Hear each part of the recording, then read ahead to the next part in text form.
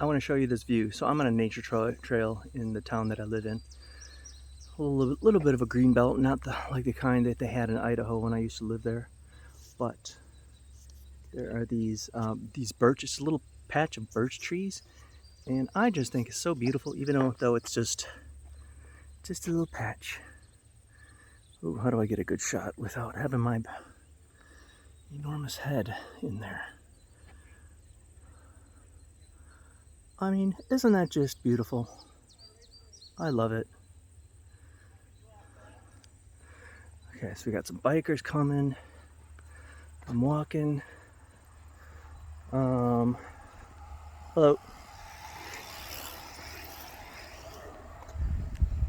So I reviewed that video of mine, that first video that was helping me get to the get used to being on video. And I have to say, a lot of my fears about being on video were unfounded. I actually look better than I thought I did. I sound a heck of a lot better than I thought I would. So Rob the Maritimer, who I've been watching, as well as Adam Duke, both YouTube channels you should check out. So they were right.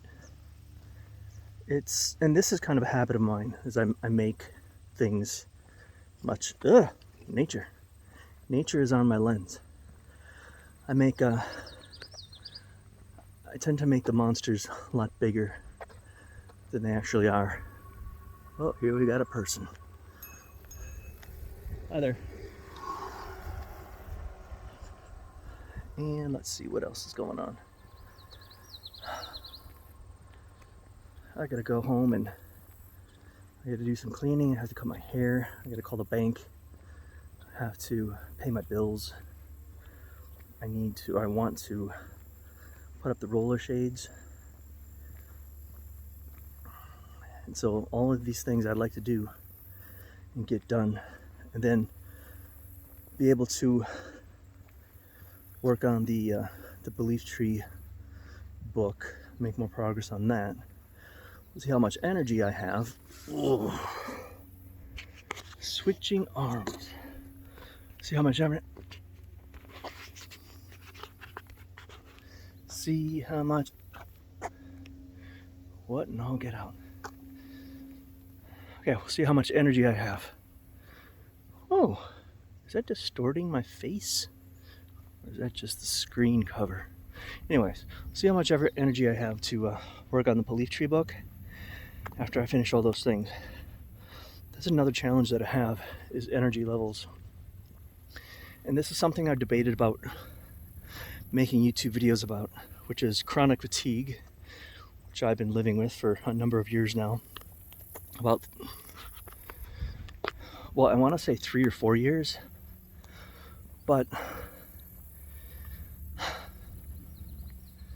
I haven't had the type of energy levels needed to work a 40-hour work week and to maintain a house, do groceries, maintain my body and good grooming habits. I haven't had those type of energy levels since 2007 or 8, and even then it was a challenge. I was falling behind. Now the fatigue has grown, and now I'm only able to work 16 hours per week, which is pretty low. But that's the only way I'm able to stay in the green zone, what I call the green zone. And the green zone for me is, if something happens in my life that's extremely stressful, I'll at least be able to continue going to my job and making some semblance of an income. If I work more than 16 hours per week,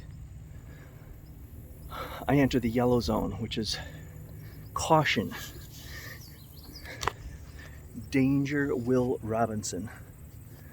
That is where something stressful happens in my life. Something that requires more energy than than I'm allowed, than I can spare, and then I start to fall behind. I mean, I'm already behind at 16 hours a week. But it gets even worse. Working more than 16 hours a week. I may start sleeping in later and calling in late. I may have to call off, begin calling off work days altogether.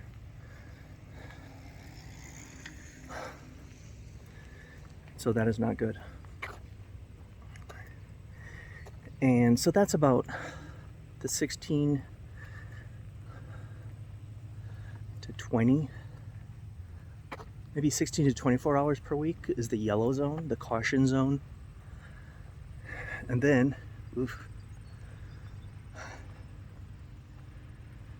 anything after that is the red zone.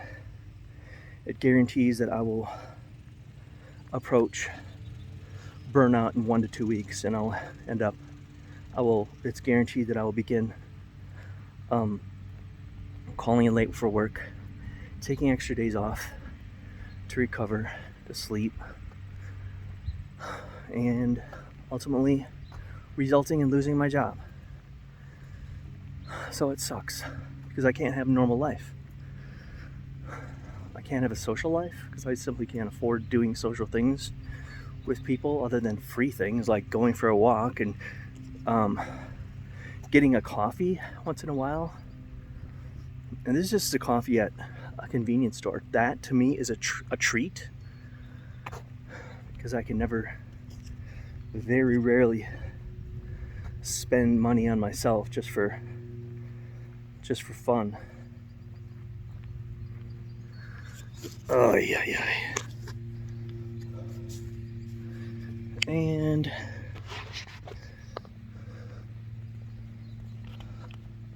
crossing a road.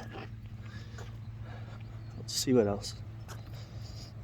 I don't get to help my mom. My mom is having some cognitive difficulties as she ages. She's only 69. Oh, she just turned 70. She's having some cognitive difficulties, and I'd like to help her out more. She lives about an hour away.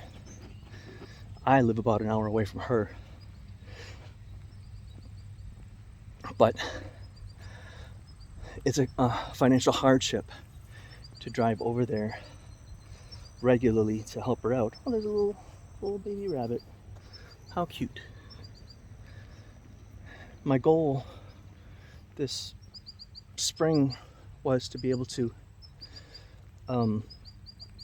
move closer to my mother, but I simply didn't make enough money to save up for moving expenses.